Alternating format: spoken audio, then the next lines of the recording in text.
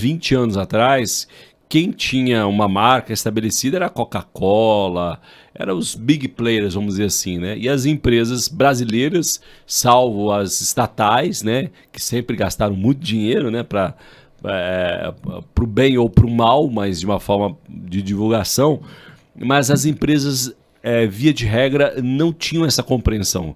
Tá correta essa leitura? Tá completamente correto, Edu.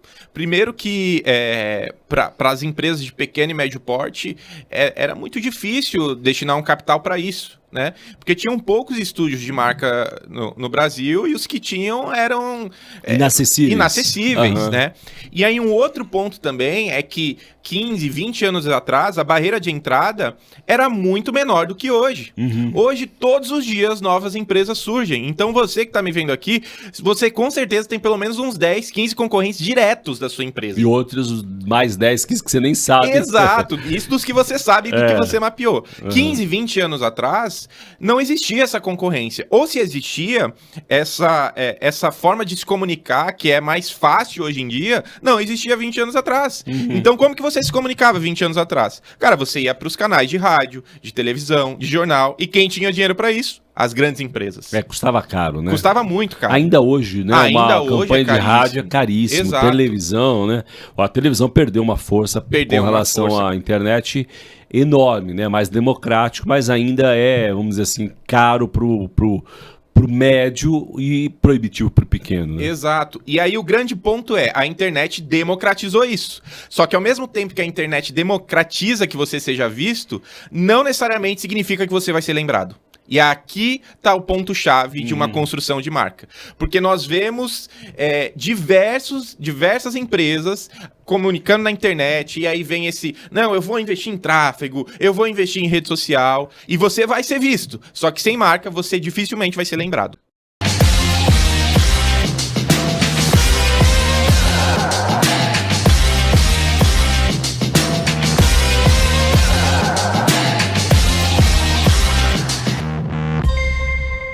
Bem-vindos a mais um podcast do Tela Negócios e Missões. Você já sabe, é onde a gente se encontra para falar de cosmovisão bíblica acerca do mundo dos negócios. É como o cristão faz negócio com a lente ajustada do Espírito Santo, manifestando o reino, as boas práticas da palavra misturada com negócios. Vamos nessa? A gente sempre traz um convidado aqui para repercutir a história, o testemunho ou como ele misturou as duas coisas e Deus tem manifestado o poder e a graça dele através das histórias que a gente conta aqui no podcast. O podcast do Tela é um braço do Tela Negócios e Missões, é um instituto sem fins lucrativos que existe para poder encorajá-lo, é isso mesmo, para encorajá-lo ou também muitas vezes fazer você pensar como misturar propósito, negócios, tudo isso numa comunidade de fé, onde muitos empresários de muitas denominações estão juntos, tentando entender o que o Senhor quer para nós, homens e mulheres de negócio, nesse tempo presente. Cremos num grande avivamento, num poder, numa graça disponível para este tempo. Então nós te convidamos a ficar mais perto da gente, participar de um núcleo aí na sua cidade, procurar redetela.com.br e você poder ser capacitado e abençoado. Estamos lançando também um curso agora junto com a Universidade ou a Unievangélica. Vamos colocar aqui no descritivo do YouTube um curso sobre mordomia dos negócios. Então, é uma espécie de uma especialização, né?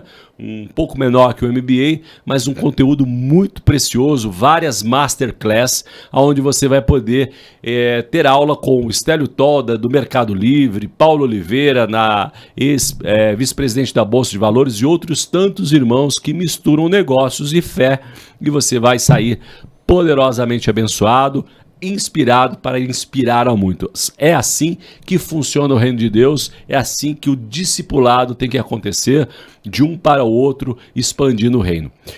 Antes de começar, quero aproveitar aí a sua generosidade, para você que já está conosco há mais tempo, e você que está chegando agora, ativa o sininho, curte, comente, compartilhe, alimente os algoritmos, é isso mesmo.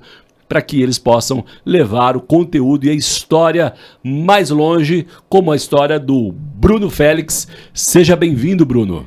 Obrigado, Edu. É um prazer estar aqui. Conhecer a Rede Tela foi algo que realmente gerou uma transformação grande na minha vida. Eu já acompanhava o podcast, já acompanhava vocês do lado de fora e agora é um prazer fazer parte aqui do lado de dentro. Muito bom. O Bruno vai dar um testemunho, né, Bruno? Um pouquinho daquilo que a Rede Tela impactou o seu negócio e ela está aí disponível. A gente também quer abençoar e provocar você. Mas antes de continuar aqui e seguir a sua história, deixa eu dar as devidas credenciais. Você é fundador da FX Studio, uma empresa de estratégia e posicionamento de marca. Então nós vamos falar bastante sobre posicionamento, tudo a ver com o reino, né? É verdade. Não, eu fiz uma brincadeira aqui num episódio anterior com um entrevistado, que ele dizia pra mim que ele era o 007 de Cristo. Eu falei, meu irmão, isso não existe, né? E as empresas também não podem ser anônimas, né? Sobretudo com o digital hoje. Você precisa se posicionar, você precisa ter estratégias para poder não só, né, participar das mídias sociais, que é um pedaço bem pequeno, a gente vai discutir e a gente espera que o Bruno dê uma verdadeira masterclass aqui sobre posicionamento digital. Tenho certeza que muitas coisas aqui vai te fazer pensar e te abençoar. Antes de seguir, a coisa mais importante, que você é casado com a dona Juliana Félix e pai. Beijo pra você, meu amor. Muito bom, é isso aí. Apaixonado. Você é casado recentemente, Bruno? Não, já casei em 2016. Então a gente vai fazer 9 anos de casado. Aí, então, muito bom. Então é sempre bom, né? Alimentar essa paixão, esse amor. É verdade. Bom demais. Mas você recente é o seu filho, Bernardo. Exato, o meu novo grande amor da minha vida, né? É o Bernardo, que nasceu agora no início do ano. Acabou de fazer 5 meses. Então já tá dando pra dormir, já tá mais tranquilo. Olha, cara, eu tô dormindo mais do que eu imaginei que eu dormiria, pra te falar a verdade, sabe? O Bernardo é super tranquilo, então tem sido tranquilo mesmo. Então já tá na hora de fazer o segundo, né? A piada de sempre. Porque se o primeiro dormiu, o segundo tem uma grande chance de ouvi te dizer acordar, sobre isso. Tá dentro dos planos aí, mas mais pro ano que vem, né? Quando tiver com um ano e pouco. Eu sempre recomendo, Bruno, quando fui conselheiro de casais durante muitos anos, né? Além de conselheiro financeiro, eu sempre digo o seguinte: tem um filho próximo do outro, porque eles brincam juntos, né? Tem uma relação de irmãos. Quando a distância é muito grande, geralmente fala assim, eu preciso descansar, preciso dormir. Aí vai deixando para depois. Aí quando dá uma distância de 8, 9 anos, corre para fazer o segundo filho, mas eles praticamente não convivem, né? Então é uma perda. Então já bota para funcionar a máquina de novo com aí. Certeza. Crescer e multiplicai-vos. É o mandamento, né? Muito bom. Bom, falando ainda dessa fase de criança, né? Indo um pouquinho mais para frente. Quem me acompanha já há mais tempo sabe, você, né, já assistiu alguns episódios, sabe que a primeira pergunta que eu faço é sobre a adolescência. Né? Minha tese já comprovada por um neurocientista que passou por aqui, que na adolescência a gente recebe os inputs da nossa vida adulta no mundo do empreendedorismo. Com você foi diferente? Você foge a essa estatística? Não? Como é que foi a sua adolescência? Cara, eu não fujo à estatística, mas eu acredito que a minha infância inspirou muito até a minha adolescência para que eu possa fazer o que eu faço hoje, né? Que eu faço hoje. Assim, eu nasci no interior de São Paulo e eu adorava o interior de São Paulo, até ficar um pouco mais adulto e achar que era muito marasmo, né? Sim. Aí agora eu tô ficando um pouco mais velho e falo, cara, o interior até que é uma boa ideia, sabe? Essa rotina louca de São Paulo. Cidade de que é, Bruno? Chama Porto Feliz. Eu sou porto-felicense, sim. Ali fica próximo de Itu, Sorocaba. É pertinho daqui, Boituva, né? pertinho. Mas você não falava porta, não, né? Apesar de ser Porto, né? Falava. Eu falava. Quando eu era mais criança, eu falava assim. É que eu vim pra São Paulo muito novo, né? Só que mesmo vindo para São Paulo, toda a minha família por parte de mãe morava lá. Então minhas férias escolares eu ia para lá, feriado eu ia para lá. Tava lá e cá. Exato. E meus tios eram marceneiros e tinha uma marcenaria do lado da casa da minha avó. Então, eu cresci dentro da marcenaria e eu fazia pegava eu e minha avó, a gente fazia juntos os próprios brinquedos. Então, sempre gostei desse processo criativo, desse processo manual.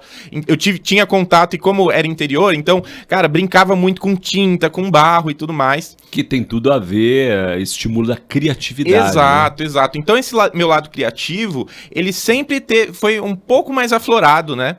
E aí eu me lembro que, assim, já no final do período escolar ali, quando eu tava quase acabando a escola, minha vida era demasiada boa, Edu. Eu só estudava e jogava videogame. Não tinha mais... boa. Nossa. Bola não tinha bola. Não, jogava tudo mais, mas assim... Anterior, né? Poxa vida. Aí meu pai, muito tranquilamente, falou, filho, vem cá, ó. Cara, caça alguma coisa pra você estudar nesse tempo que você fica, sabe? Ocioso. Ocioso. Quantos anos você tinha? Puxa, Edu, eu tinha acho que uns 15, 16 mais ou menos, né? E aí ele falou assim, ó, eu te dou duas opções. Ou você arruma um trabalho de meio período, ou você arruma alguma coisa pra estudar. Eu falei, cara, vou atrás de alguma coisa pra estudar. Mas seu pai é sábio, né? Exato. Porque, até puxar um parênteses aqui, né? E olhar aqui pra audiência mesmo, né? É o grande desafio, né? Da geração atual, tanto se fala da geração Z e etc. E eu já repercuti aqui que o meu posicionamento, né? O meu pensamento, a maior parte dos problemas são os pais. Né? Já também é de amplo conhecimento que a classe média hoje ela é mais rica do que os ricos do passado. Né? Então, padrão de vida, acesso, antigamente, na minha, né? Sou mais velho um pouco que você, poxa, meu pai comprou uma bicicleta usada para 2 irmãos. Né? Hoje é muito acessível, né? A tecnologia, etc. e tal. E o desafio é não terceirizar, né? Sempre foi, mas hoje, sobretudo, com um monte de estímulo, né? E os pais, a importância dos pais dar essa compreensão de responsabilidade já desde cedo. Perfeito. Né? Eu acompanho meus filhos com esse viés, com esse pensamento, desde os 12 anos, porque com 12 para 13 começa a entender como é que funciona o mundo. Né? E a gente dei ali um banho de loja, de compreensão de custo de vida. Né? Meu filho poucas vezes vai ao supermercado, mas sempre quando ele vai, ele olha os preços, as marcas, tenta entender a correlação. É muito legal, né? Além de um curso financeiro para eles. Fizeram cursos, né? Como facilitador da Universidade da Família, eu dava curso para eles também de gestão financeira. Né? E com isso, construção dessa responsabilidade. Porque senão depois cresce... não vou usar uma expressão ruim aqui, né? Mas começa com V e termina com O, né? Fica ali ocioso, né? Para usar uma palavra menos pesada. E não tem a ver com recurso, com riqueza. Tem a ver com desenvolvimento de responsabilidade.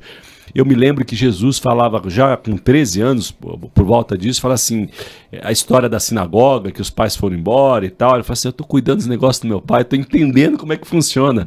Isso vale sobre todos os aspectos, né, na educação dos filhos. Mas voltando aqui à sua adolescência, então você tinha ali uma família de empreendedores, seu pai empreendia também, né, tinha um negócio, isso? Isso. E aí a minha vida era confortável e era privilegiado por também poder ter essa escolha, né? Eu tinha amigos na época que não podiam fazer essa escolha de, não vou estudar, vou trabalhar. E aí eu fui fazer um curso, eu fui olhar as grades dos cursos assim, porque, vou ter que escolher alguma coisa para estudar. Sim. E aí na época eu lembro de um curso que chamava Comunicação Visual. E eu já gostava um pouco de tentar, né? Fazer arte, sabe? Fazer esses criativos, sabe? Era a época do Paint and Brush ou já tinha uma coisa mais avançada? Já tinha uma coisa um pouco mais avançada. Comecei com Paint, né? Windows Movie Maker, aquela coisa bem antiga mesmo. Os mais novos não vão imaginar. Com a época de inteligência artificial, que você põe o prompt, ele cria um vídeo incrível. Exato. Né? Antigamente era tudo manual e as ferramentas eram bem arcaicas, né? Com exceção das ferramentas profissionais que custavam dezenas de milhares de reais. E eram coisas... Adobe há 15 anos atrás era inacessível. Inacessível. Então a gente tinha ferramentas que eram gratuitas e que eram minimamente parecidas, né? E aí eu lembro que eu fazia muitas artes assim, até brincadeiras, montagens com os amigos no antigo Picasa. Não sei se você se lembra. Lembro, sim, com certeza. E aí eu vi que nesse curso especificamente ensinava a fazer esse tipo de coisa. Cara, fotomontagem, manipulação, edição vetorial, né? Eu falei, cara, é algo que eu me agrado, né? E aí tinha um vestibular para passar, prestei vestibular, passei, e eu lembro que no primeiro dia de aula eu já me apaixonei, Edu. Eu me lembro até hoje dessa aula, e a gente chegou numa sala A primeira aula que nós tivemos era a aula de processos gráficos. Hoje em dia não tem mais na grade processo gráfico, porque meio que o mundo se digitalizou, Sim. né? E aí eu lembro, a gente entrou na sala, cara, e era uma coisa linda, porque a sala era uma sala parecida como essa, mas ela estava forrada completamente de papel craft. Uau. E aí, no meio da sala, tinha 4 latas de tinta. E aí a gente tinha que fazer ditos populares, usando só as palmas das mãos. Então eu não poderia usar o dedo para formar um desenho. Eu tinha que usar as palmas das mãos, a lateral das mãos para formar desenhos. Então lembro que o meu grupo, daí a gente sorteou qual seria o ditado, e eu lembro que meu grupo pegou: o rato roeu a roupa do rei de Roma. Então a gente tinha que fazer um ratinho usando as mãos, uma roupa rasgada. E eu entrei aqui e falei, cara, que coisa incrível. E me apaixonei de imediato, né? E aí foram 2 anos de técnico, de tecnólogo. Aí depois do técnico já entrei na faculdade também. E aí isso me abriu as portas para começar a trabalhar dentro da igreja. Porque eu desde novo, né, ia pra igreja com os meus pais. Isso lá no interior ainda? Não, eu já tava aqui em São Já Paulo tava nessa em São época. Paulo, tá. Sim, sim. Eu vim pra São Paulo com 7, 8 anos, mais ou menos. E aqui em São Paulo a gente ia pra igreja e tal, eu tocava, né, meu tio me deu aula de violão, então tocava na igreja, era envolvido com louvor, e eu sempre tive essa paixão, assim, por viajar, por fazer missões, né. Então você queria ser missionário? Então, eu queria ser missionário. Mas sim. tinha ali um conflito? Dá para ser missionário? Você já pensava em ter um negócio? Como é que era isso na sua cabeça? Eu não pensava em ter um negócio, e até essa escolha de profissão meio que foi assim, cara, é uma profissão que me dá flexibilidade para eu poder também atuar como missionário. Tanto que durante muitos anos, depois que eu me formei, eu comecei a trabalhar na igreja como designer, então eu era responsável por toda a parte de criação da igreja, e isso me dava tempo para também viajar fazendo missões. Então, eu me lembro, e às vezes a gente ia não era tão comum, mas a gente ficava em um hotel bacana, cara, tinha piscina, tinha a parte de jogos lá, e eu não podia porque eu tava trabalhando, né? É claro que às vezes eu conseguia curtir. Aí pegava um aeroporto. Pô, eu lembro os meninos da banda, cara, capotado, dormindo no avião e eu trabalhando, né? Fazendo... Então eu consegui trabalhar, fazer freelas por fora, e essas viagens acabavam gerando relacionamentos que me geravam também oportunidades de negócio. Interessante. E você comentando aí sobre essa oportunidade que a igreja te deu, eu queria chamar a atenção, né, para eventualmente a gente tem pastores que são também empresários e empresários que lideram em parceria com pastores muitas igrejas. A importância da igreja ser uma espécie de uma incubadora de talentos. Com certeza. Não é? Porque é comum a todas a área de mídia, mas existem tantas outras oportunidades, né? A gente falava mais cedo, o local onde a gente grava aqui, né? Talvez eu nunca tenha dito isso daqui, mas é um lugar bem interessante que ele durante o dia, uma escola, à noite ele é uma igreja e também tem um estúdio de podcast, né? Então a gente super otimiza. Então a visão do pastor, além de ter o culto de final de semana, poder otimizar o espaço, poder, de repente, fazer um programa com jovens de capacitação, né, falar de empreendedorismo, quem sabe pôr um telão lá e o curso da Uni Evangélica. É verdade. Não é verdade? Não faz sentido? Total sentido. Porque o acesso ao empreendedorismo hoje é muito diferente na sua época. Com certeza. Né? E hoje nós falamos muito, né? Na Rede Tela a gente fala, um termo muito comum aí, né, entre os missionários é bivocacionado, mas a gente acredita que existe uma só vocação, né? A integralidade, você pode ser empresário, você pode ser missionário, mas a igreja pode e deve ser, na nossa visão da Rede Tela, uma incubadora de talentos, de empreendedorismo, né? E é bem interessante isso, né? Porém, você teve uma oportunidade ali na igreja, mas hoje a gente se fala bastante de empreender com propósito, né? Isso não veio da igreja, por mais que você estivesse ali envolvido sob certo aspecto do empreendedorismo. Quando que essa visão de empreender com propósito chegou até você? Tá. Durante muitos anos eu caminhei nessa igreja, mas, assim, eu não sei se por falta de conhecimento ou até por falta de experiência, né, desses pastores, não falava-se sobre empreendedorismo dentro do ambiente que eu participava, né? Me parece até que às vezes era, pelo menos, não sei na sua época, é uma pergunta, portanto, né, mas na minha época de juventude, eles falavam, Bruno, de vida secular. Exatamente. Na sua época também? Sim, existia essa dicotomia, não, sabe? Aquilo me incomodava sobremaneira. Eu falei assim, como assim, né? Como é que eu tinha dificuldade na minha adolescência de entender que você tinha que ser duas pessoas. Exato. Claro que não é possível isso, né? Mas como e depois, mais recentemente, talvez aí das 5 ou 10 anos para cá, já começou a ampliar esse conceito de propósito. E você foi aprender sobre propósito no YouTube, é isso mesmo? Exatamente.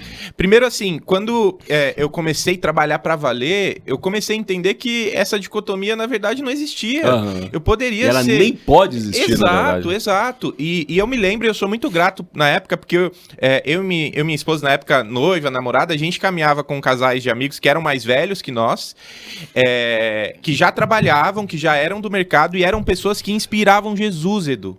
Então, viajando, a gente teve a oportunidade de conhecer diversas pessoas e perto de nós, nossos amigos, que teoricamente tinham escolhido a vida secular. Sim. Cara, eram pessoas que refletiam a imagem de Jesus, que nos inspiravam mesmo, eram pessoas idôneas, corretas. Então a gente teve uma boa experiência perto deles e eles nos inspiraram também a olhar assim e falar, cara, calma aí, não é bem assim por esse caminho. É extremamente possível você ter sua vida, seu trabalho, a sua empresa e você continuar refletindo Jesus dentro dela. Aí né? você ficou incomodado com essa visão e você foi do YouTube. YouTube. E eu comecei a pesquisar, cara, não é possível, vai ter que ter algum pastor falando que esse negócio de trabalhar é de Deus também, sabe? Que empreender é de Deus. E aí eu me lembro que eu achei uma pregação do Leandro Barreto, na Poema.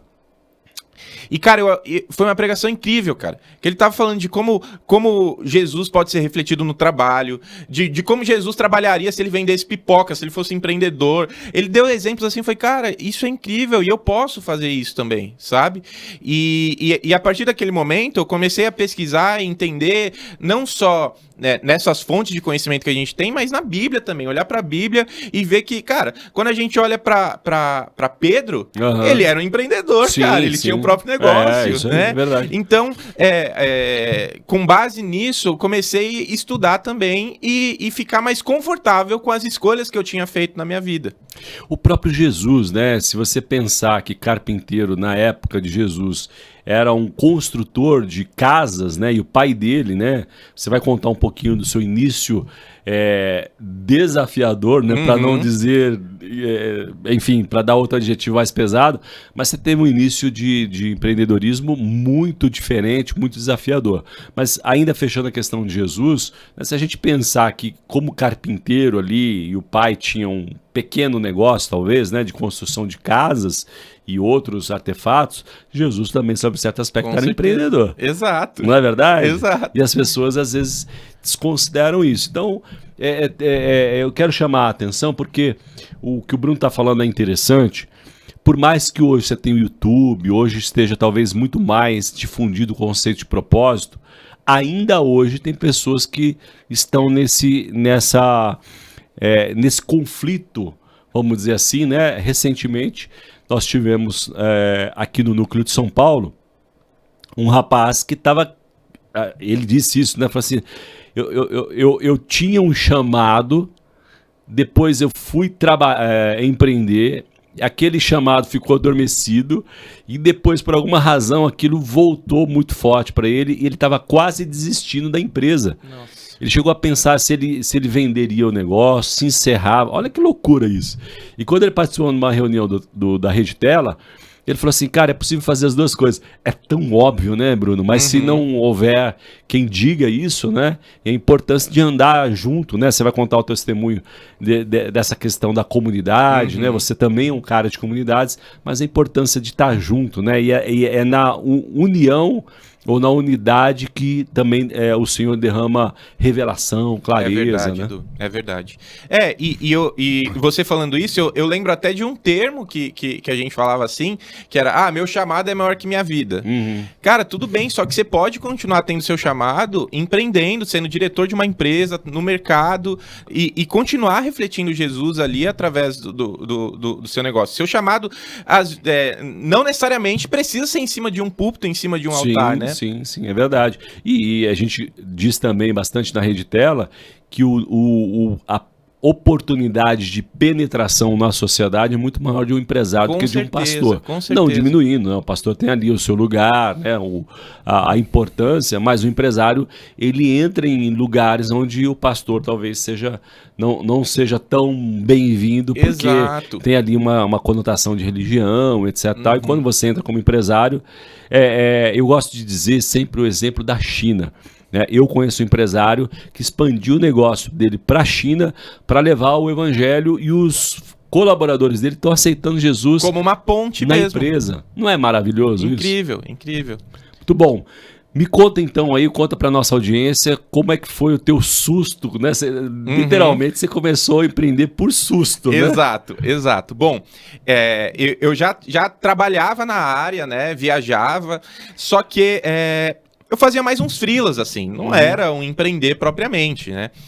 Só que aí teve um dia, eu me lembro até hoje, era uma terça-feira, e meu pai ele tinha uma empresa de transporte executivo.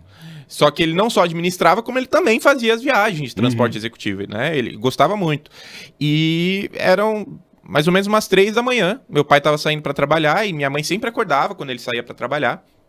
E aí ele sofre uma tentativa de assalto na frente de casa e ele toma um tiro na nuca, na frente da nossa casa. Meu Deus. E eu me lembro até hoje da cena da minha mãe abrindo a porta do meu quarto aos gritos, e foi a pior maneira de se acordar, porque minha mãe acordou gritando: filho, seu pai acabou de tomar um tiro, seu pai acabou de tomar um tiro. Jesus. Foi na frente de casa. Minha irmã também tinha, na época ela tinha 14 anos, então os primeiros socorros do meu pai, que tinha acabado de tomar um tiro na nuca na frente de casa, foi eu, minha mãe e minha irmã.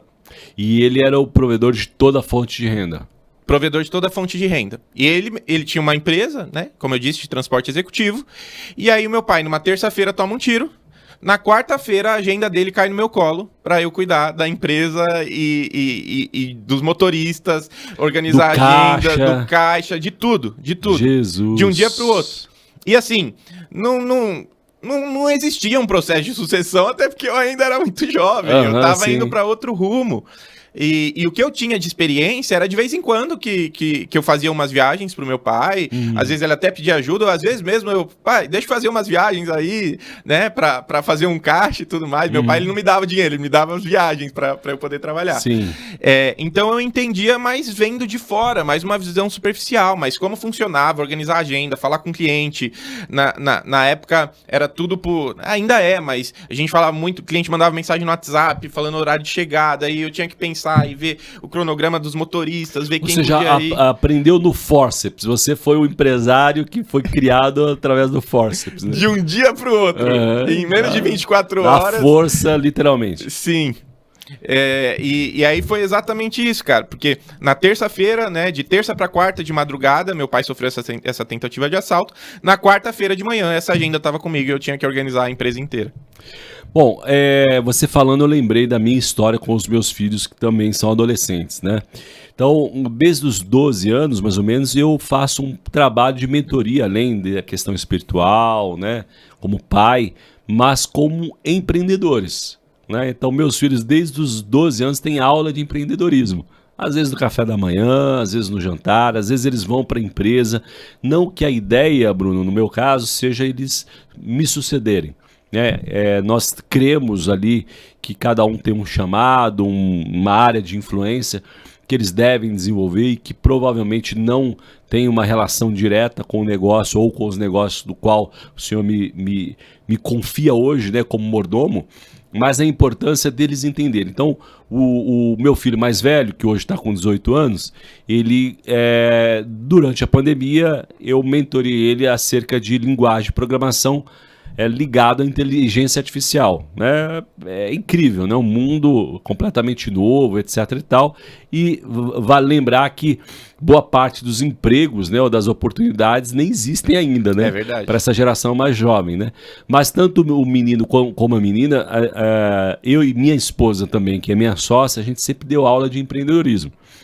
E eu me lembro que um dos cafés da manhã, meu filho falou assim: pai, mas eu gosto de programar, eu gostei de programar. E eu disse para ele: filho, um programador com a visão de negócio tem um impacto global e o outro tem um impacto local na empresa. O que você prefere? Né? Qual a oportunidade que você tem de impactar mais pessoas dentro da sua visão, cosmovisão bíblica? Ele falou, com certeza, o que tem visão de negócio. E aí foi para Harvard, né? Aliás, uma dica, existem muitos cursos gratuitos de Harvard, Stanford, né? Muitas universidades de fora que tem lá um programa gratuito de algumas aulas de empreendedorismo que vale até crédito para quem eventualmente for estudar fora depois, como é o caso do meu filho. Então, oportunidade, que momento rico, né? De oportunidade de entender. Então, eu sempre digo, e na Rede Tela a gente também propaga esse pensamento que nós acreditamos que existe uma graça, um tempo disponível para que a gente levante a maior geração empreendedora de todos os tempos. Né? Então, que você que esteja nos ouvindo, leve seu filho, né? Mentorie o seu filho para ser um empreendedor, por que não? Não é verdade? O poder de impacto será com certeza muito maior. Bom, mas e aí? Choque anafilático, porque Exato. Eu imagino que o desafio duplo, porque tem uma questão emocional, né? Um tiro na nuca, o risco de morte era iminente. Com né? certeza. Não tinha ali, acho que algumas semanas, talvez alguns meses, vocês ainda tinham dúvida da questão da recuperação, sim, né? Sim. Porque a bala saiu, ela se alojou, como é que aconteceu? A bala, ela se alojou na nuca do meu pai, o que é um desafio enorme. O que é um desafio enorme. E ele entrou para o hospital e a primeira coisa que nos foi falado é que a expectativa de que ele pudesse sobreviver é extremamente baixa. Uau! Né? Ele já era cristão na época? Já era, nós éramos cristãos já há muitos Então anos, ali foi vigília, jejum... Oração e o corpo de igreja nos ajudou muito, os pastores estavam perto, nossos amigos. Eu me lembro até hoje que eu precisava pegar o carro do meu pai para poder trabalhar. Só que imagina, Edu, o carro do meu pai completamente banhado de sangue. Meu Jesus. Completamente banhado de sangue. E eu me lembro de dois amigos, eu quero até honrá-los nominalmente aqui, o Richard e o Thiago, que eles foram atrás de resolver toda a questão do carro. E aí eu lembro que quando eu cheguei do hospital, eles já tinham... e quando o carro do meu pai era automático, depois dele tomar o tiro, ele acelerou o carro, bateu no muro e danificou o carro. E aí eu me lembro que eles fizeram todo o processo de correr atrás, de mandar fazer uma limpeza profunda no carro, de mandar fazer funilaria, para que eu também pudesse pegar esse carro e trabalhar. Então quero honrá-los aqui e agradecê-los por isso. Mas a ida do meu pai para o hospital foi, assim, um choque assustador, porque a primeira coisa era que a gente orava para que ele pudesse sobreviver. Nem pensavam no negócio, né? Pensava que ele ficasse vivo. Exato, né? Mas a primeira coisa era pensar que ele pudesse sobreviver. As primeiras 48 horas eram cruciais, porque como ele teve um impacto, né? Aquela região podia inchar, e aí inchando podia... deslocar alguma vértebra. Cara, era tantas opções assim que eu nem lembro de cabeça, sabe?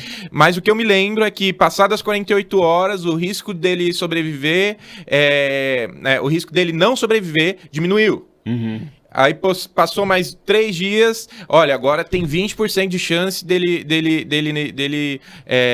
não sobreviver. Então, cada vez mais, a gente crê que Deus foi soprando vida mesmo sobre ele. Milagre. E aí foram passando os dias e cada dia tinha um novo desafio e no dia seguinte uma nova vitória. Então, depois de passar todo esse risco assim de, não, ele vai sobreviver, só que com certeza ele vai ficar tetraplégico. Que loucura. E aí passavam 2, 3 dias, olha, não tem mais risco dele ficar tetraplégico, mas com certeza ele vai ficar paraplégico. E aí passava mais 2 dias, olha, os médicos já meio que, cara, eu não sei o que aconteceu, mas não tem risco dele ficar paraplégico. Mas com certeza ele não vai falar nunca mais. Meu Deus, então ele ia dando diagnóstico de suficiência e Deus ia mudando o diagnóstico. Que E incrível. tudo isso aconteceu. Faltavam 3 meses para eu encerrar meu TCC da faculdade. E época de TCC, todos que já Pauleira, passaram né? por TCC sabem sem exatamente do dúvida. que eu tô falando. Uma loucura. Uma loucura. E 6 meses para eu casar, Edu. Eu Meu Deus, ainda tinha essa pimenta aí, né? Exato, eu tava nos processos finais do casamento. Só que quando acontece isso com meu pai, entendo o seguinte, eu paro completamente de viajar, né, fazer as viagens missionárias, eu paro completamente de atuar com os freelas que eu fazia antes, e tudo que entra de caixa eu começo a organizar a empresa do meu pai, organizar a minha própria casa, fora recursos que precisavam ser disponibilizados também para a saúde do meu pai. Então, Sim. casamento, paramos de pagar completamente. Tudo que estava envolvido com casamento, a gente colocou de lado. E aí foi passando o tempo, meu pai foi melhorando, consegui apresentar o TCC. Graças a Deus eu estava num grupo bom da faculdade que conseguiu entender, me ajudou, entendeu o momento que eu estava. E conseguimos entregar o TCC, foi incrível, me formei. Meu pai foi melhorando cada vez mais, só que daí depois ficou na UTI durante, se eu não me engano, 2 meses, e aí depois de sair da UTI ele tava com uma infecção, e aí teve que ficar mais um tempo no hospital. No fim de tudo isso, hoje meu pai tá vivo. Aleluia. Ele não tem nenhuma sequela. Uau. E aí eu me lembro até hoje, que quando meu pai tava no quarto da UTI, não é comum, né? Mas eu virei pra ele e falei, pai, não é comum, mas você vai sair daqui e eu vou entrar com você e com a mãe no meu casamento. Olha e assim aqui. aconteceu, meu pai entrou andando no meu casamento.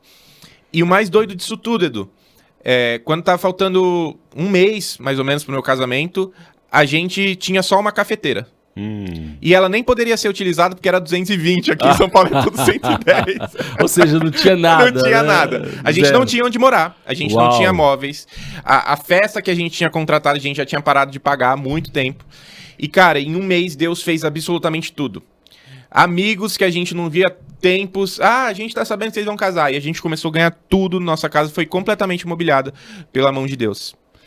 Que testemunho bacana, né? Pois Mas também eu imagino que Deus honrou a sua fé, da sua mãe ali naquele momento, do seu pai também, né? Com certeza. Da minha irmã também. Ela só tinha 14 anos. Imagina uma menina de 14 anos passando por tudo isso.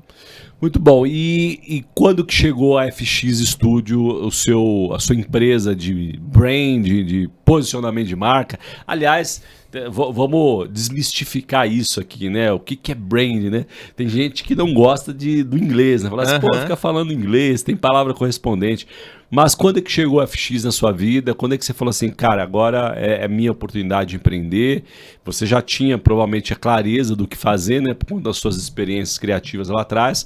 Mas qual foi o momento que você falou, agora aperta o cinto e vou acelerar? Eu já estava com essa ideia, né, em 2016, um pouco antes de acontecer o que aconteceu com meu pai, tanto que em 2016 eu abro o meu MEI propriamente, abro o meu CNPJ, só que essa ideia meio que teve que ser paralisada, né? Só que depois de casar, eu falei, cara, agora o buraco é mais embaixo. Agora eu preciso me virar e precisa ter mais recorrência desses trabalhos que antes não eram mais sazonais. Sim. E aí, depois do casamento, que daí sim, eu vou abrir a FX, né? Antigamente FX Design, né? Então, a gente trabalhava voltado mais para marketing digital 360, né? Então, de 2016 para 2017 foi quando, final de 2016, 2017 foi quando a gente começou esse processo. Foi bem difícil, né? Porque a gente ainda estava entendendo o mercado, estava entendendo como funcionava. 2018 foi quando começou a engrenar ali. E de 2018 até final de 2020, metade de 2021, aí nós éramos uma agência de marketing 360. Então a gente fazia de tudo, né? A pandemia aí ajudou um pouco. Ajudou demais. Então, foi favorável. 2019 a gente já tinha melhorado a nossa estrutura e 2020 foi muito favorável pra gente, né? Só que da mesma maneira que teve esse boom de demanda sobre o nosso trabalho, também teve um boom de demanda de pessoas entregando esse tipo de demanda. Concorrência, você fala. Concorrência, exatamente. E a gente percebeu que a gente estava perdendo tração no mercado. Não pela qualidade do nosso trabalho, porque o nosso trabalho sempre foi muito bom, sempre foi excelente. Mas nós não tínhamos um posicionamento bom. E aí que entra uma pivotagem que nós fizemos no final de 2021, início de 2022, nós deixamos de ser uma agência de marketing 360 e começamos a atuar só com a construção de identidades visuais. Então a gente trabalhava só com a construção visual de marcas. Isso é um pedaço, né, Bruno? É um pequeno pedaço. Porque, aliás, né, já entrando aqui na seara para entregar valor aqui para vocês serem abençoados, entender a importância de ter uma estratégia de posicionamento junto com uma marca, né? E a marca, já entrando aqui dentro do conceito, não é só o nome da empresa, não é só um logo, mas essa questão de identidade visual é um pedaço, e é muito comum que as pessoas confundam brand, né, posicionamento de marca, com identidade visual. Exato. Comenta um pouquinho quais são as diferenças e por que as pessoas cometem tanto esse erro que é importante a identidade visual, mas está muito distante de um posicionamento de marca, né? Da construção de uma marca. Né? Exato. O ser humano ele tem por mania tentar simplificar as coisas para gerar compreensão. Então, o cérebro, né? Ele quer economizar energia. Quer economizar energia, então ele vai enxugando até chegar em um mínimo ali, sabe? E normalmente compreende-se que branding, que marca, é o seu logotipo, mas não, eu já quero desmistificar isso e desconstruir completamente. Boa. O logotipo é uma pequena etapa de todo esse processo. E a identidade visual também, né? Dentro de marca, a gente tem uma infinidade, né, de construção de marca, a gente tem uma infinidade de ferramentas para poder ter uma marca poderosa de mercado. E até esse termo branding propriamente, no nosso mercado, não entende ele como ele tem que ser. Porque primeiro que entende-se só como estética, e estética, o visual propriamente, é só design. Entende? Então, portanto, a gente poderia dizer que é um pilar importantíssimo, mas não é o todo. Quais seriam os outros pilares que você destacaria aí dessa estratégia mais abrangente? Bom, primeiro é entender que branding propriamente é um processo de gestão contínuo de marca. Não é um projeto de início, meio e fim. Ou seja, entende? Começa, mas não tem fim. Exato, porque você vai fazer a continuidade da marca ali para que ela comunique de maneira eficaz nos canais que ela deve comunicar. Mas, se eu pudesse resumir para vocês o que é a construção de marca, a gente precisa olhar para a estratégia de posicionamento de marca. Quando a gente fala de posicionamento, a gente olha para uma estratégia da maneira com que eu quero ser visto, mas não só da maneira como eu vou me posicionar, mas principalmente a maneira que eu sou percebido no mercado. Então entenda o seguinte, marca, se eu pudesse resumir, eu diria que marca é reputação, Edu. E quando você tem uma estratégia de construção em cima dessa marca, você escolhe a reputação que você vai ter no mercado. Quando você não tem a estratégia sobre isso, você não tem o poder da caneta. Então, a reputação que vai ser colocada sobre sua marca, a maneira como ela vai ser compreendida no mercado, você não tem controle sobre isso. E para o empreendedor, isso é extremamente arriscado. Por que hoje é tão importante? Porque quando a gente pensa, não tão longe, né? Mas certamente se você for estudar a história desse processo todo, mas se a gente pensar 20 anos atrás, quem tinha uma marca estabelecida era a Coca-Cola, eram os big players, vamos dizer assim, né? E as empresas brasileiras, salvo as estatais, né, que sempre gastaram muito dinheiro, né, para o bem ou para o mal, mas de uma forma de divulgação, mas as empresas via de regra, não tinham essa compreensão. Tá correta essa leitura? Tá completamente correto, Edu. Primeiro que para as empresas de pequeno e médio porte, era muito difícil destinar um capital para isso, né? Porque tinham poucos estúdios de marca no Brasil e os que tinham eram inacessíveis, né? E aí um outro ponto também é que 15, 20 anos atrás, a barreira de entrada era muito menor do que hoje. Hoje, todos os dias, novas empresas surgem. Então, você que está me vendo aqui, você com certeza tem pelo menos uns 10, 15 concorrentes diretos da sua empresa. E outros mais 10, 15 que você nem sabe. Exato. Isso dos que você sabe e do que você mapeou. 15, 20 anos atrás, não existia essa concorrência. Ou se existia, essa forma de se comunicar, que é mais fácil hoje em dia, não existia 20 anos atrás. Então, como que você se comunicava 20 anos atrás? Cara, você ia para os canais de rádio, de televisão, de jornal, e quem tinha dinheiro para isso? As grandes empresas. Custava caro, né? Custava muito caro. Ainda hoje, né? Ainda uma campanha de rádio é caríssimo. Exato. Televisão, né? A televisão perdeu uma força com relação à internet enorme, né? Mais democrático, mas ainda vamos dizer assim, caro pro médio e proibitivo pro pequeno. Né? Exato. E aí o grande ponto a internet democratizou isso. Só que ao mesmo tempo que a internet democratiza que você seja visto, não necessariamente significa que você vai ser lembrado. E aqui está o ponto-chave de uma construção de marca. Porque nós vemos diversas empresas comunicando na internet, e aí vem não, eu vou investir em tráfego, eu vou investir em rede social, e você vai ser visto. Só que sem marca, você dificilmente vai ser lembrado. E você está dizendo uma coisa interessante, porque as redes sociais é quase onipresente, né? Não tem como não estar. E aí, definir a estratégia é extremamente importante, porque você tem estratégias onde o dono da empresa é a marca. E tem outras que desenvolvem mesmo o conceito de marca do negócio ou eventualmente do produto. Mas, entrando numa outra pergunta aqui, qual é, na sua opinião, o maior erro que as pessoas cometem, né? E já misturando aqui com o assunto de redes sociais, porque muitas pessoas acham que rede social já é desenvolvimento de marca. É também, mas é um pedaço ainda pequeno, né? Com certeza, sim. Eu acredito que o maior erro é você ter um produto bom, ter um serviço bom, ou seja, você desenvolveu, você estudou, você teve uma estratégia para refinar aquele produto, aquele serviço. E o maior erro é você não construir uma marca em volta dele. Por quê? Porque, e eu falo até por experiência, né? Eu posso compartilhar uma experiência aqui? Claro. Eu me lembro muito bem, eu fiz uma reunião com um empresário que agora virou um grande amigo e sócio, o Paulo, e eu me lembro que no dia 26 de dezembro nós fizemos uma reunião. E ele chegou pra mim de 2023, 26 de dezembro de 2023. Bruno, olha, a gente tem um produto bom, a gente tem um serviço bom, mas, cara, eu tô tendo uma dificuldade nas redes sociais. Cara, eu não consigo comunicar exatamente aquilo que a gente quer comunicar. Os nossos clientes, o nosso público não consegue compreender aquilo que a gente faz. E aí eu comecei a fazer algumas indagações, né, com ele ali. Eu falei, Paulo, beleza, você tem uma estratégia de marca refinada. Ele era seu cliente nesse momento? Era meu cliente, né? Conversando para ser um possível cliente. Você tem uma estratégia de marca refinada para que você possa direcionar o time de marketing? E aí ele falou assim, Bruno, cara, eu tenho isso aqui. Ele mandou um manual, eu falei, Paulo, isso daqui não é um manual de estratégia de marca. Isso daqui é um guia visual, entende? Eu vou perguntar de novo, você tem marca? Dele, cara, como assim? Aí eu comecei a mostrar como que desenvolvi uma estratégia de marca, refinamento de público-alvo, posicionamento, aumento de percepção de valor, todas as ferramentas que estão dentro de um processo de desenvolvimento de marca. Sabe?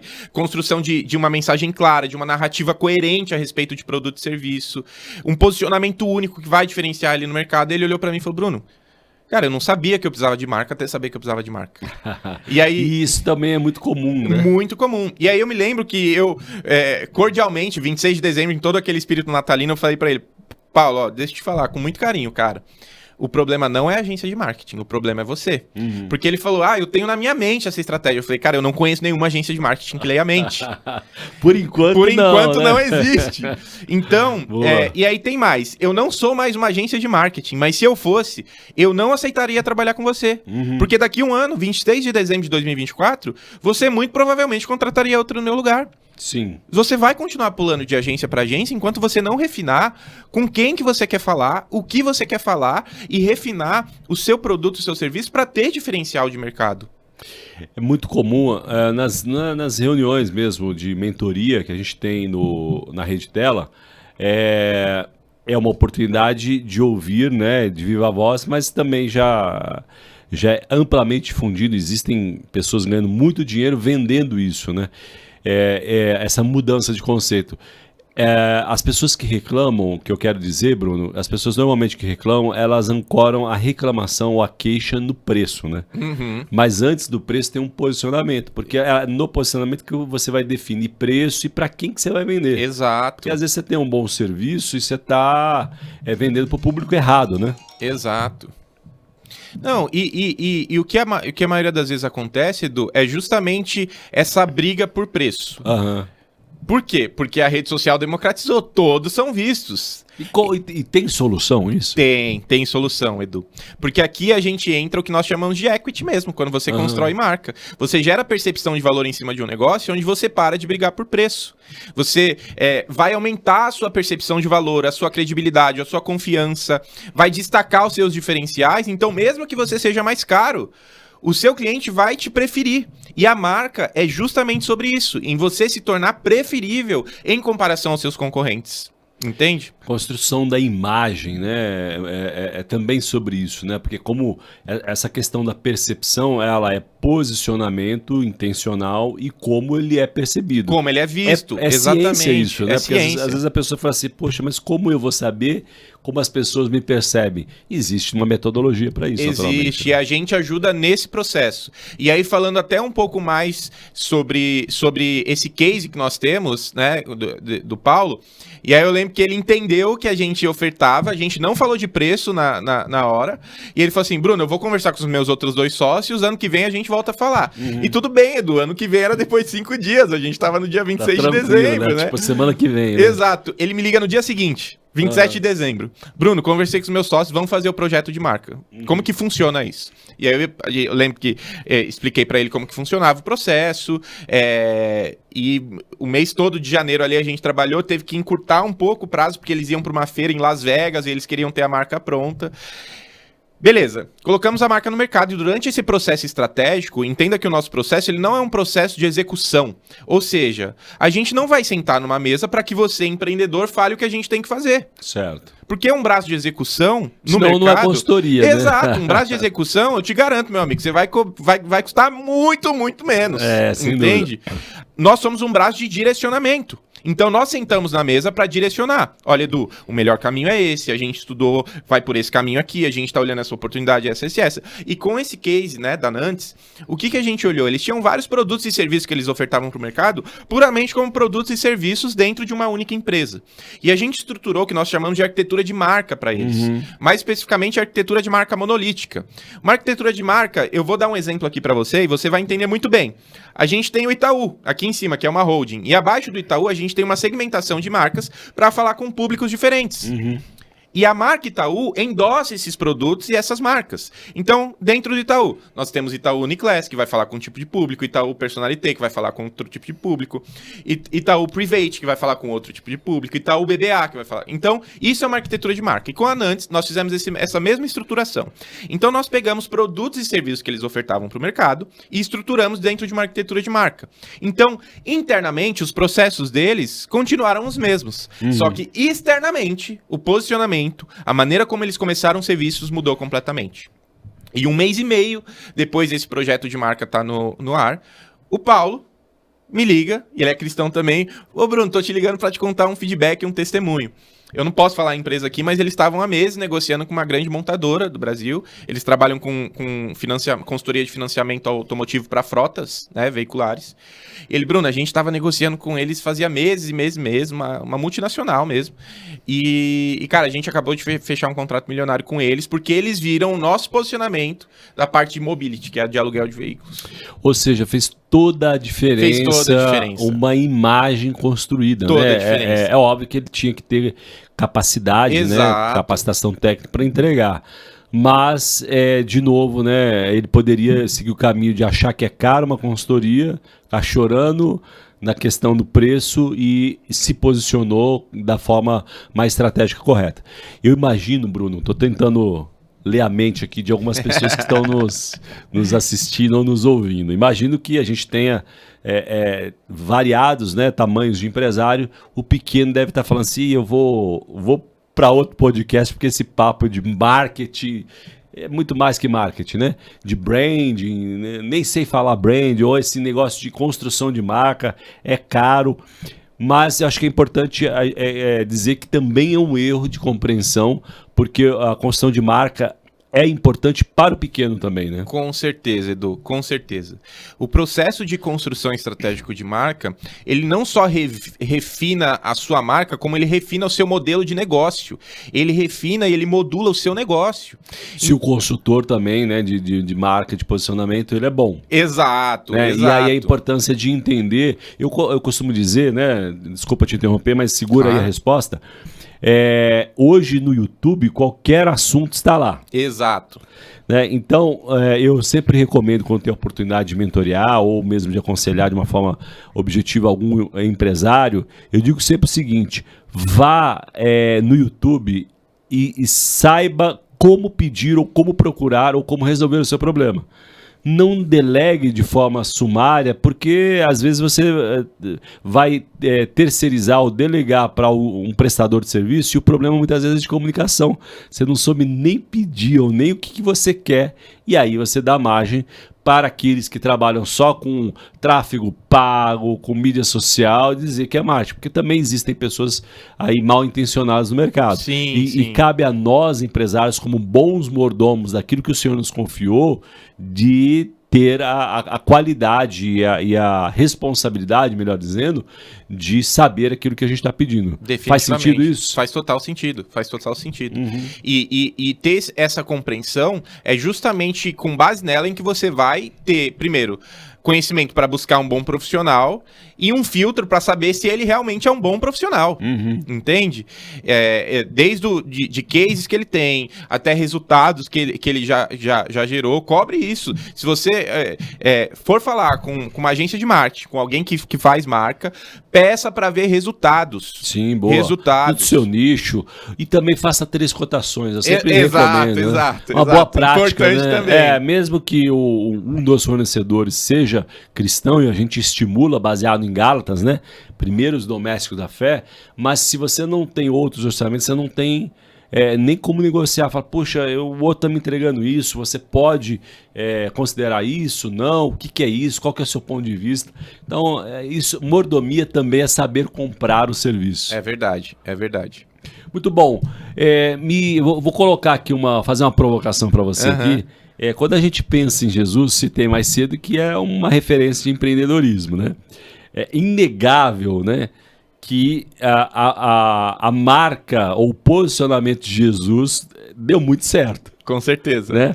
Você consegue enxergar aí dentro do processo de Jesus, da construção, do discipulado, de tudo que ele construiu e que hoje, né, consegue criar uma percepção onde toda a sociedade, do mais pobre ao mais rico, percebe valor. Estou aqui fazendo um trocadilho, né? Nem sei se é possível isso, mas você consegue enxergar algumas boas práticas do brand, de posicionamento de marca no desenvolvimento do Ministério de Jesus? Com certeza.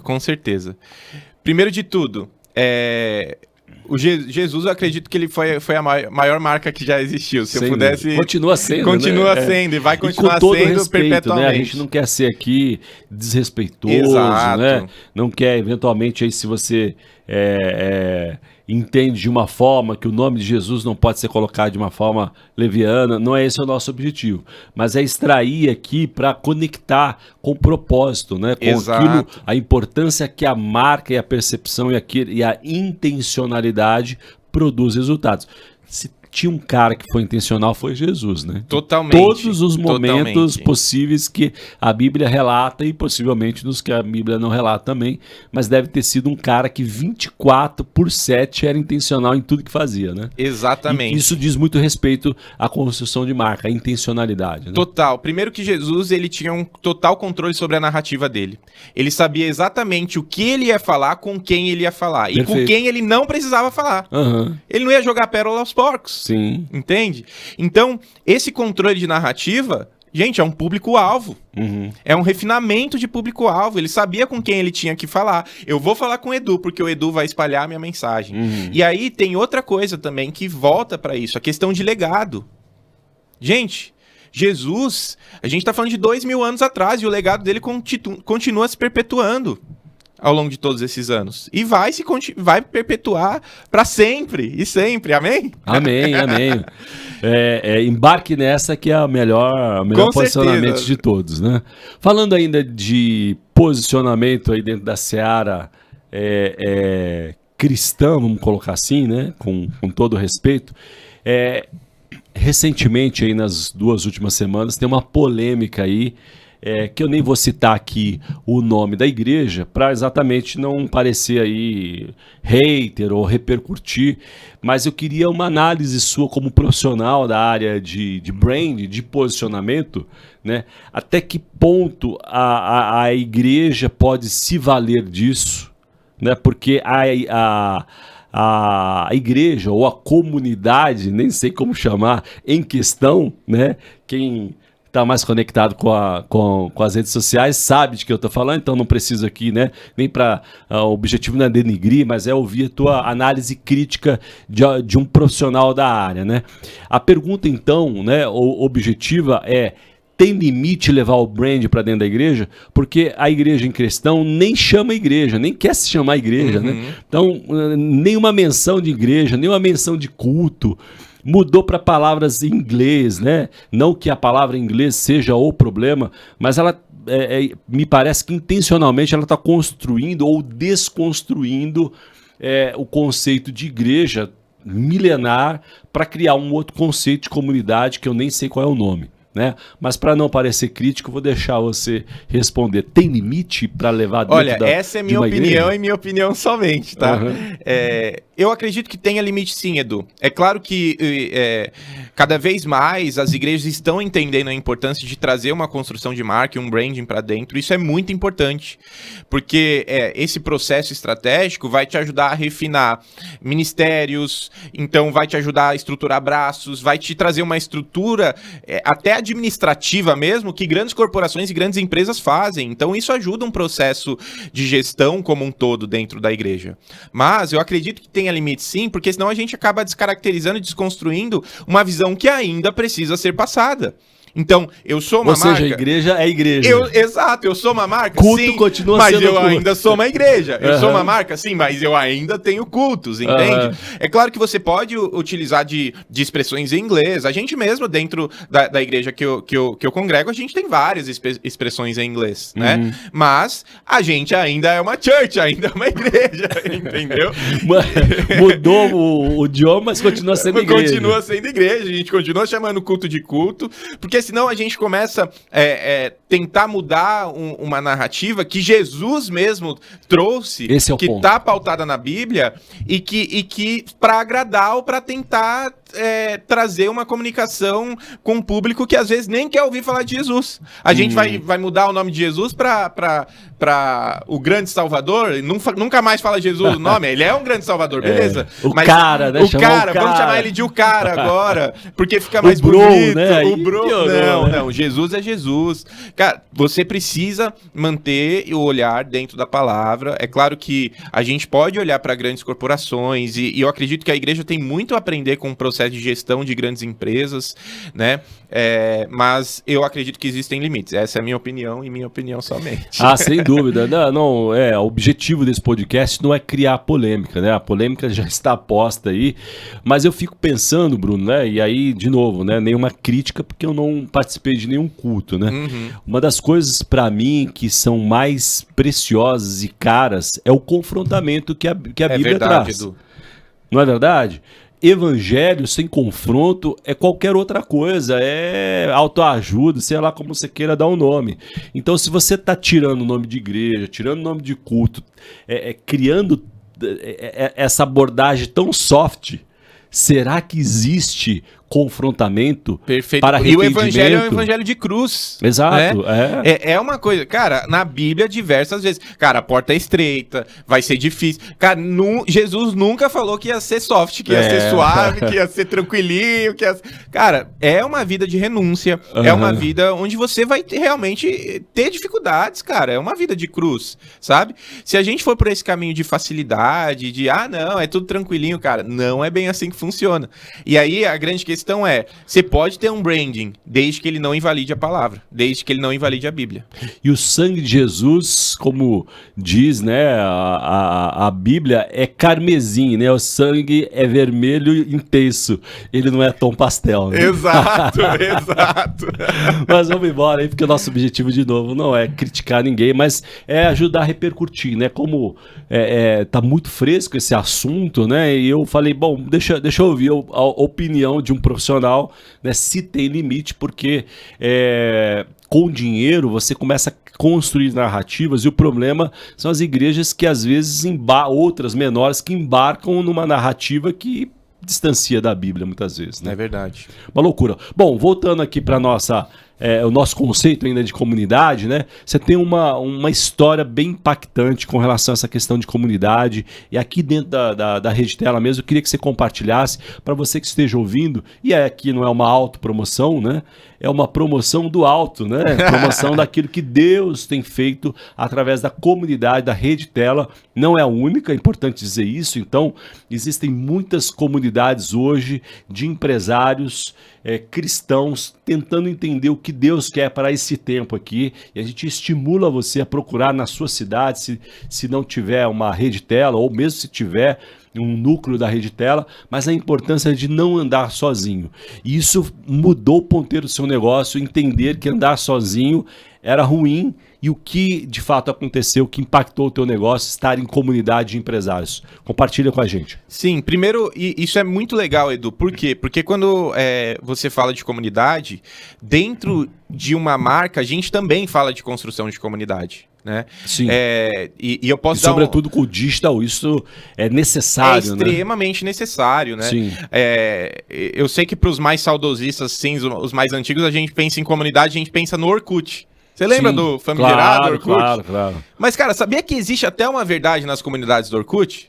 Por quê? Porque era um senso coletivo de pensamentos iguais ali dentro da comunidade. Ou de coisas que a gente gostava em conjunto. Eu amo café. Ou de coisas que a gente odiava em conjunto.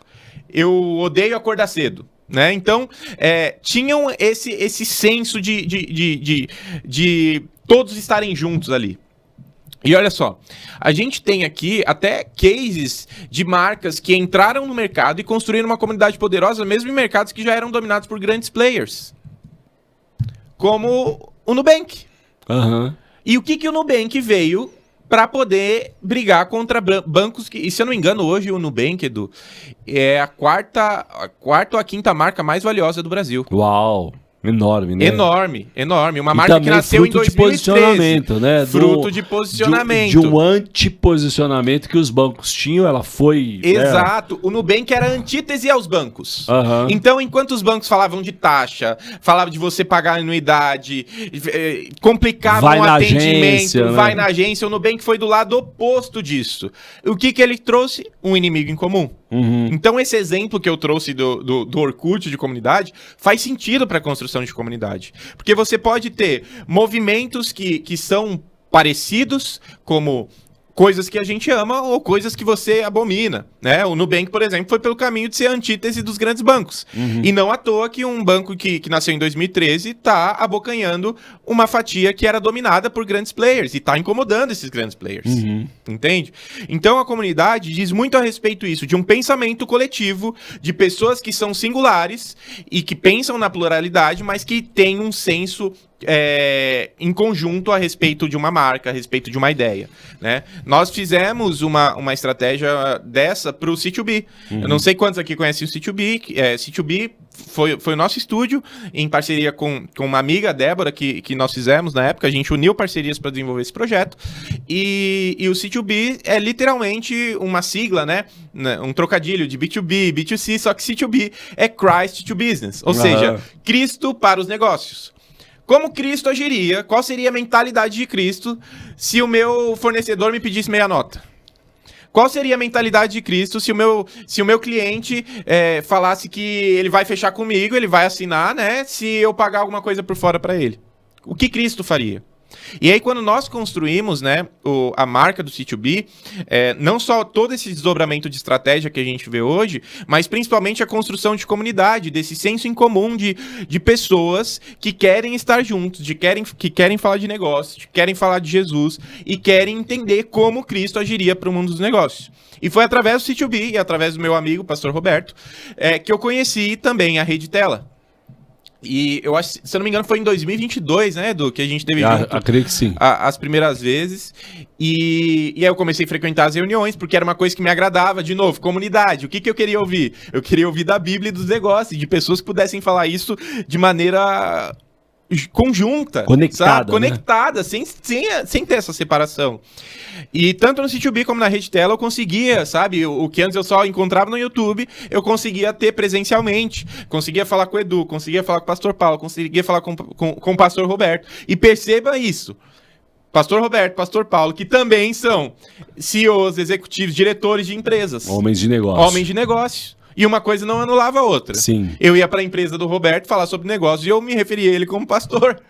Entende? Então ele não deixava de ser pastor dentro do negócio dele. Ele não deixa de ser pastor dentro do negócio dele. E eu fui inspirado por essas pessoas. Não só a ver como Jesus pode ser refletido completamente em tudo aquilo que a gente faz, independente do que você faz, se você trabalha formalmente, se você é CLT, independente disso, você pode refletir Jesus. E eu também fui inspirado a entender mais sobre negócios, a refinar o que eu entregava como negócio como um todo. E aí eu me lembro, até hoje, uma reunião de Hot Seat da Rede Tela. E nessa reunião de Hot Seat, eu já estava passando, né? A gente já tinha feito essa segunda pivotagem de, inicialmente, deixar de ser agência de marketing, começar a trabalhar com identidade visual. E nessa outra pivotagem, a gente estava indo mais afinco de trabalhar com estratégia de marca. E aí eu me lembro, em uma reunião de Hot Seat, eu sentei lá e falei, eu trabalho com branding, mas o nosso calcanhar de Aquiles hoje em dia é atender clientes que não têm uma percepção de valor sobre o que é branding. Não têm uma percepção de valor sobre o que realmente é marca, sobre construção de marca. E aí eu me lembro, né? A gente tá falando que o evangelho é para confrontar, essas reuniões de Hot Seats também são para confrontar. É verdade, como confronta. E como confronta. E eu me lembro de eu não lembro quem falou, Edu, mas eu lembro que isso... Foi o Espírito Santo, né? O resultado foi positivo? Extremamente então positivo. Então foi alguém inspirado pelo Espírito Santo. Que uma pessoa virou para mim e falou assim, Bruno, eu entendo o que você faz, mas talvez a dificuldade sua não seja que o seu cliente não entende o que você faz, seja no seu posicionamento. Ou seja, você precisa melhorar o seu branding, cara, a sua marca. Muito bom. Você tá vendendo marca sem ter marca. Legal. E aí eu lembro que eu fui indagado, cara, quais são os seus cases, entendeu? E o que eu falei aqui, quais resultados você já conseguiu gerar? Aí eu saí de lá, não só com esse confronto, mas com esse desafio. Eu falei, cara, agora o bicho vai pegar. Muito bom, muito bom. Eu vou atrás de levantar os cases, levantar resultados. E se eu não tiver um case tão palpável, a gente vai construir esse case. E eu vou melhorar o posicionamento do meu estúdio. Nem que eu, né, e que nós, os que trabalham com a gente, precisem educar os empresários, cara. E aí foi quando eu comecei a dar algumas palestras também. Boa. Então, nas palestras, eu vou lá para ensinar sobre o que é marca pro empresário. E eu começo a palestra falando que marca não é logotipo. Porque todo mundo entende. Eu tenho, olha só aqui, ó, minha marca aqui no meu copo. Falando, não, cara, isso é um pedacinho pequeno, entende? E nós começamos a construir essa autoridade para o mercado e começamos a construir cases relevantes também para o mercado. E o que é um case relevante para o mercado? E hoje, nós falamos até, Edu, que nós somos um estúdio que trabalha grandes cases de marca para o mercado. Por quê? Porque se nós não conseguirmos enxergar a possibilidade daquele negócio se tornar um case, a gente prefere não trabalhar com aquele negócio. Muito interessante, muito bom. Bom, deixa eu aproveitar aqui o gancho e te convidar a uma reunião onde você estiver, né? Entre no site mais uma vez, redetela.com.br. Lá você vai ver os quase 20 núcleos que a gente tem ao redor do Brasil, com a previsão de dobrar já para 2026. Hot Seat é uma metodologia bastante difundida, né? Mas aqui tem uma graça especial baseada em Provérbios 11:14, na multidão de conselhos da sabedoria. Então, você é meu convidado, se estiver aqui em São Paulo, eu participo do Núcleo de São Paulo, você vai ser confrontado, né? Não é para receber dicas, melhores frases, isso o YouTube tá aí para te ajudar, o GPT, né? O GPT, se você perguntar, falar assim, eu queria fazer uma campanha, ele te dá 50 opções, mas é para contar um pouco, e é interessante, né, Bruno, que nessas reuniões, muitas vezes, quem participa, quem senta ali no Hot Seat para ser aconselhado, mentoreado, ele vem com um problema e sai com outro, né? Exato. Porque ele acha às vezes que é vendas, mas às vezes é outro assunto, problema com sócios, enfim. E ali existe mesmo uma graça, um favor especial do Senhor, né? E como a gente brincou aqui, e não importa de quem vem, né? E ali é interessante que você tem uma multiplicidade de nichos de negócio, de hierarquia muito rico, onde o mercado hoje cobra 20, 30 mil reais uma mesa dessa, uma mesa de reunião, de mentoria, e a gente tem feito isso com graça e de graça, pela graça do Senhor. Então você é meu convidado para estar conosco numa dessas reuniões e aproveitar aqui e fazer menção aqui do nosso encontro nacional, né? Boa. Então, todos os núcleos aqui do Brasil, quase 20 núcleos, se reúnem 12 e 13 de agosto próximo. Mr. H, põe na tela aí. Você vai ver também no descritivo aqui do YouTube o link para inscrição. É aberto para todos os empresários cristãos, empresários, empresárias, né, que querem entender como Deus quer usar o teu negócio para manifestar o reino. Combinado? 12 e 13 de agosto, são 2 dias inteiros, preço super acessível, subsidiado, né, para te abençoar, para o valor não ser um obstáculo, né, para que você possa ser ativado e ter ali testemunhos de como homens e mulheres de Deus têm usado o negócio para impactar o reino. Bacana, né? Demais. Viver demais, em comunidade demais. É de Deus. É de Deus e, no encontro anual eu estarei lá também. Né? Aí esse é o ponto, né? De comunidade, é que você vira fã da marca, Boa. sabe? Então quando Isso você... tem a ver com marca, né? Tem a ver com marca, sim, claro. E o ponto é, eu até costumo brincar, eu tinha alguns amigos que eu chamava eles carinhosamente de testemunha de Xiaomi. Sabe? Sei, que é o cara que bateria na sua porta domingo de manhã pra te empurrar um celular da Xiaomi. Não, você precisa usar, a Xiaomi é a melhor. A Apple é um pouco assim também. A Apple é um pouco assim. Não, a Apple é bastante assim até, sabe? Às vezes causa até discussão na mesa de domingo. Pô, mas exato. Como assim? E isso é comunidade, sabe? As grandes marcas que entenderam isso sabem que construir uma comunidade forte gera uma base de fiéis ativos da marca. Sim, então você entra né? A gente falou da Nubank aqui, cara. Eu te convido a fazer esse exercício. Entra lá nos comentários da Nubank e você vai ver a galera interagindo com a marca. Ah, eu amo meu roxinho. São os lovers. São os lovers, exato. E todas as grandes marcas entenderam essa jogada, essa estratégia. E aí a grande questão é, depois que você consegue construir uma comunidade fiel em volta dessa marca, não importa qual produto que você lance, essas pessoas comprarão. Muito bom, muito interessante. Entende? Isso, né? Bom, creio que também, minimamente, a gente, como Rede Tela, tem feito um bom trabalho. Com certeza. Posicionamento. Caminhando para o final aqui, que livro você pergunta, né, para o convidado, que livro que ele indicaria, que mistura, que te impactou, que tem a ver com propósito, com negócio, missões, que livro que você leu que te impactou, fora a Bíblia, né, que a Bíblia é um concurso, né, obviamente, mas que livro você recomendaria para a nossa audiência? Olha, 2 livros assim que mudaram minha vida e mesmo não sendo cristãos, foram livros que geraram uma transformação grande pra mim. Primeiro, Pai Rico, Pai Pobre. Cara, clássico, o né? clássico. Cara, foi um livro que eu entendi a divisão ali, eu entendi e consegui olhar na minha vida, sabe? Aquela coisa de você ficar correndo atrás a Corrida dos Ratos. E um outro livro também que era um cara que participou da construção da Pixar, chama Criatividade S.A. Porque, como nós trabalhamos com criatividade, foi um livro que conseguiu abrir minha mente, assim, pro trabalho que é mediano e pro trabalho realmente que é disruptivo, pro trabalho que vai além. Você lembra do autor, não? Puxa, cara, não lembro do autor, mas é um livro vermelho que tem um Buzz Lightyear na capa, assim, então provavelmente é fácil de achar. É fácil de achar, Criatividade S.A., um livro fantástico, e aí tem outros também mais voltados pra minha área, Brand Gap, que daí já é uma coisa mais segmentada porque eu faço, né, mas esses 2 livros são livros que, mas Bruno, você trabalha com criatividade, o livro é bom só pra vocês. Não, você é empreendedor, leia Criatividade S.A., que com certeza é um livro que vai te ajudar a pensar fora da caixa o seu negócio, sabe?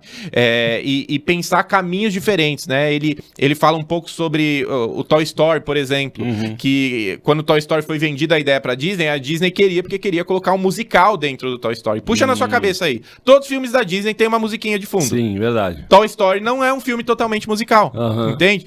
Claro que tem uma música ou outra, mas não é um filme completamente musical. E eles bateram na mesa, falaram, não, cara, esse é o caminho, e foi o boom gigantesco, não só da Pixar, como a Disney, em um momento que estava complicado as coisas. Então, é um livro que conta, né, as histórias e também fala sobre se posicionar. E posicionamento é defender a sua ideia também, sobre aquilo que você acredita, e para poder chegar onde você quer chegar. Muito bom. Tenho ainda sobre Pixar, tem um irmão nosso em Cristo, não sei se você sabe disso, que um dos caras lá que liderava a Pixar, eu me lembro do primeiro nome dele, que chama Andrew, ele é cristão. Nossa, cara. Verdade. E é um bom exemplo de alguém que, muito provavelmente, ele deve ter sido um dos caras que se posicionou para manter a essência, né, do que ali inicialmente foi a Pixar, né? Uhum. Então, e tem eu li um artigo já faz bastante tempo, mas hoje aí com a inteligência artificial você tem certamente bastante conteúdo, né? Então busca aí a história de Andrew da Pixar, você vai ver que testemunho de fé, de mordomia e de posicionamento. Por que não? Né? Bom, para quem ouviu, chegou até aqui, ouviu toda a sua história defendendo sobre brand, que não é para pequeno, que é importante se posicionar, que conselho final você daria ainda para o empresário que não entendeu, né? E aqui a gente não busca fazer uma divulgação dos negócios, a gente quer, como disse, né? Pode consultar, aqui embaixo vai aparecer, me estragar o arroba aqui da FX Studio, mas nós queremos, sobretudo, que você melhore o seu negócio. Porque melhorando o seu negócio, você vai melhorar o seu impacto, vai ter mais dinheiro, mais receita, mais recurso financeiro, vai abençoar mais a sua igreja, vai gerar mais recursos para famílias. É sobre isso. Amém, né? É verdade. Então, longe de vender aqui, não é o nosso objetivo. Eu sei, né, alguns empresários que passam por aqui, às vezes dão um testemunho e falam, puxa, recebi um contato. O objetivo não é esse, é abençoar de graça, né? Mas o conselho é seu. Tá. Olhando para sua câmera aqui, ó. Olha, primeiro, meu irmão, minha irmã, eu quero te dizer que o principal interessado em que você seja abençoado e próspero é Deus, cara. Deus tem muito interesse em que sua empresa seja próspera, em que seja frutífera, para que você possa escorrer e transbordar. É bíblico isso. Para que você possa transbordar no reino, investir em pessoas, investir nos seus colaboradores. Vai ter desafio. Vai ter desafio. Vai ter aflição. Vai ter aflição. A jornada não vai ser tão pastel. Exatamente. Né? Eu não tô te falando que vai ser fácil, tá? Mas você vai conseguir realmente curtir a jornada e vai poder transbordar, e Deus tem muito interesse em que os filhos dele se prosperem para que possa realmente transbordar, abençoar vidas, investir na igreja, investir em missões, sabe? Então, às vezes você não é um missionário propriamente, como eu fui e como eu contei aqui, mas você pode investir na vida de um missionário através dos seus recursos, através do seu negócio. E para você que ainda tem dúvidas sobre marca, eu quero te falar algo. Aproveite enquanto é tempo. Por quê? Porque o empresário brasileiro, o empreendedor brasileiro, ele ainda não entendeu o potencial de marca para o mercado. Ele não entendeu o potencial de marca para o mercado. Por isso que o nosso mercado, ele prefere marcas importadas. Uhum. Ele prefere marcas internacionais. Porque a galera lá de fora já entendeu e investe pesado nisso. E eu digo mais. Invista enquanto é tempo, porque o seu concorrente pode ser que entenda antes de você e invista antes de você. E aí, pode ser que seja tarde demais. Entende? E aí, eu até dei o exemplo, né, dos livros que nós lemos e tudo mais. E se eu não me engano, no Pai Rico, Pai Pobre, ele fala do Mar Vermelho, Mar Azul e tudo mais. A marca, ela limpa o Mar Vermelho para você. Uhum. Então, se você tá no Mar Vermelho, você tá afogando em preço, brigando por preço, a concorrência tá te apertando, a marca te coloca em um local onde o seu concorrente não te espreme mais. E onde você se torna preferível no mercado. Boa. Posicione-se. Não é isso? Posicione-se, com certeza. Bruno Félix, última pergunta aqui. Passou super rápido, né? O nosso papo aqui. Verdade. Bruno Félix, qual o seu sonho grande? Cara, o meu sonho grande é poder dar uma vida mais tranquila para minha família, né? E eu gostaria de verdade de poder aposentar os meus pais e os pais da minha esposa. Eu queria que eles tivessem uma vida mais tranquila na velhice. E claro, poder também investir em missões, investir e que minha empresa pudesse chegar num nível assim de transbordo mesmo, que eu pudesse investir em pessoas, investir em causas sociais. Eu, como missionário, eu conheci muitas igrejas, muitas causas, e o coração aperta assim, porque, cara, você quer ajudar todos, mas infelizmente, né, no mundo de hoje, tudo depende de recursos financeiros. Sim, sem dúvida. Então, o meu grande sonho é que a minha empresa, o meu negócio, possa não só trazer conforto para para minha família, sem se preocupar com amanhã, sabe? Porque durante muitos anos a gente se preocupava com o que aconteceria no dia seguinte, mas também poder escorrer para pessoas e para causas e para obras que Jesus mesmo nos direcione. Muito bom, então que você receba aí uma unção de transbordar. Amém. Além de criatividade, muitos recursos na vida de muitos. Porque sucesso é muito mais do que lucro financeiro. É sobre impactar vidas e glorificar a Deus através do seu negócio. Obrigado pela sua audiência. O que você está fazendo por vocação? Você precisa entender qual a sua vocação. Indo ou ficando, vá para aquilo que Deus quer que seja feito. Você não vai ficar rico porque teve uma boa ideia simplesmente. Você vai ficar rico porque tem um propósito. Minorias, é o que eu chamaria de mercados étnicos. Agronegócio, água, tecnologia, globalização. Eu sugeriria a área da sustentabilidade. Por que as empresas têm investido tanto em sustentabilidade? Será que não é pela fidelização dos consumidores? O que tem se desenvolvido mais rapidamente, categorias como moda, como saúde e beleza, como casa e decoração. E, finalmente, a área de energia. Nós estamos diante de um cenário em que a gente tem as mudanças culturais e tecnológicas muito importantes. Essa mudança de cenário tem desafiado a igreja a ter conhecimentos específicos e saber utilizar essas ferramentas para a glória de Deus. O Tela Masterclass é, para mim, exemplar nesse sentido.